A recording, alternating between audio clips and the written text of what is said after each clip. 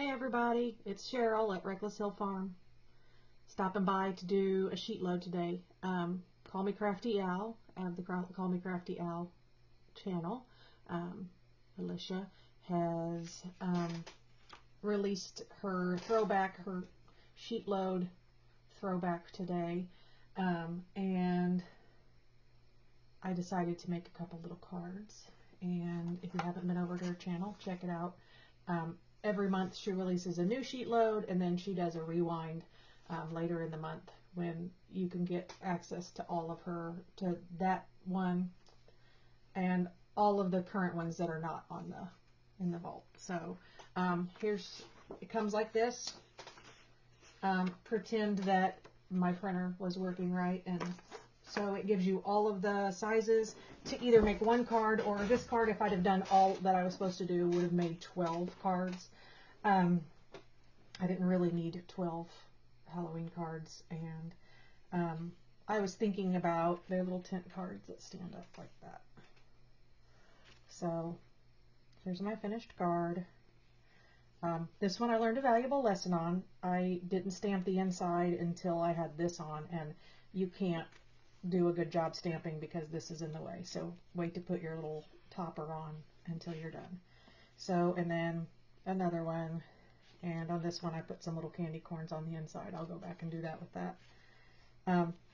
So I want to put one together here with you guys.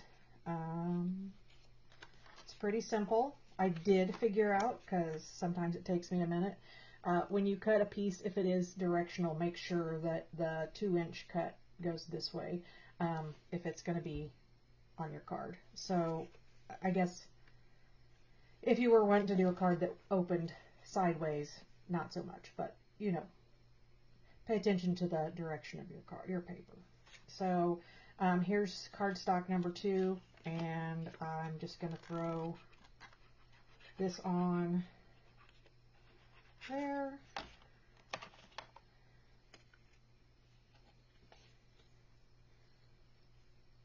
And if you have super secret tricks to lining stuff up, use your super secret tricks. I have the a wing and a prayer super secret trick. And these papers, the background papers, are like an old pack of papers that I got. I couldn't possibly tell you what year they were from. But I just wanted some boring background papers, and all of the papers that come with the cute little animals have stuff on the A sides that I didn't want to cut up because I'm ridiculous like that. So then you take this piece, and I'm trying to see, yeah, it looks like I got my cardstock a tiny bit short, so we're going to trim it and pretend we don't mind, because it's handmade cards. They're not always perfect.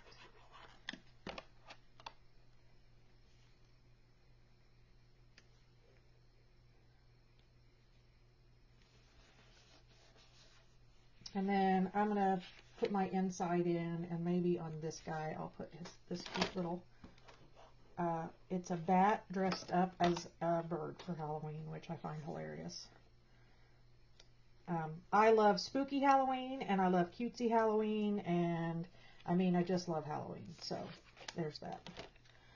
So yes, I'm putting this inside piece in for writing on before I put the topper on, because I learned my lesson.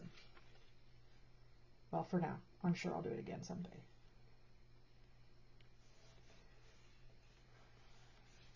You'll have to tell me in the comments how many of you guys are like live and learn and then do it again, and then live and learn and then do it again kind of people.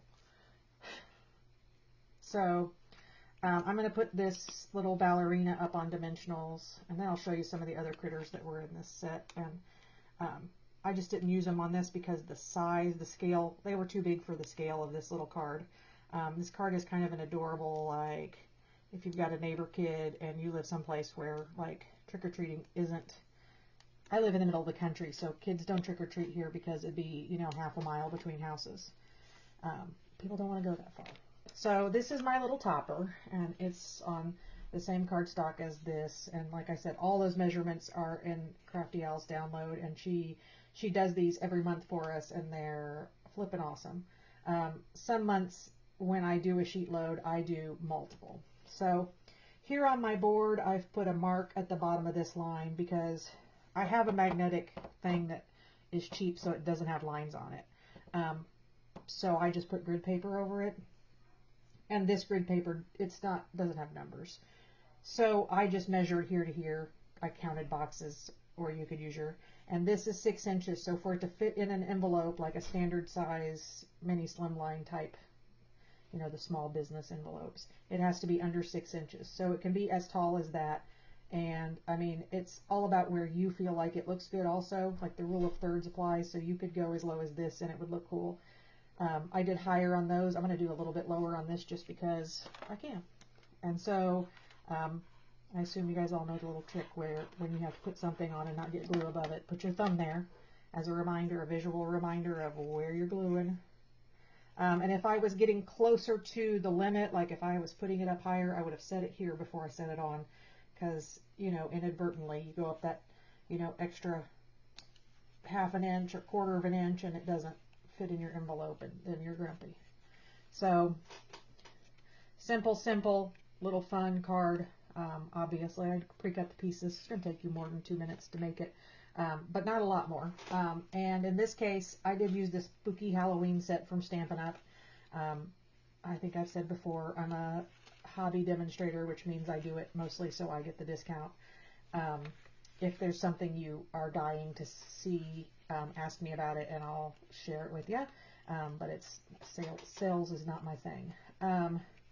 So it has all of these come as little punch outs in this kit. It has these backgrounds, like a sheet of paper that has all these different backgrounds. So pretty much instant cards. And then adorable little critter stamps. And my Happy Halloween is still on the block, so I need to remember not to, chuck that someplace. So I hope you enjoyed this card.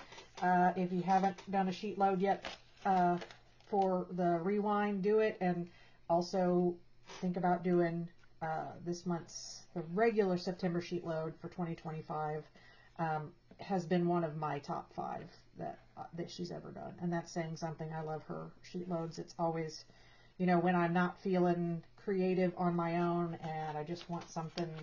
And then you can add your creative spin to it. It isn't like you're stuck in a box. It's a jumping off point for our creativity, and we may as well use it and enjoy it and all that fun stuff. So I'll see you guys next time. Thanks for hanging out. Bye.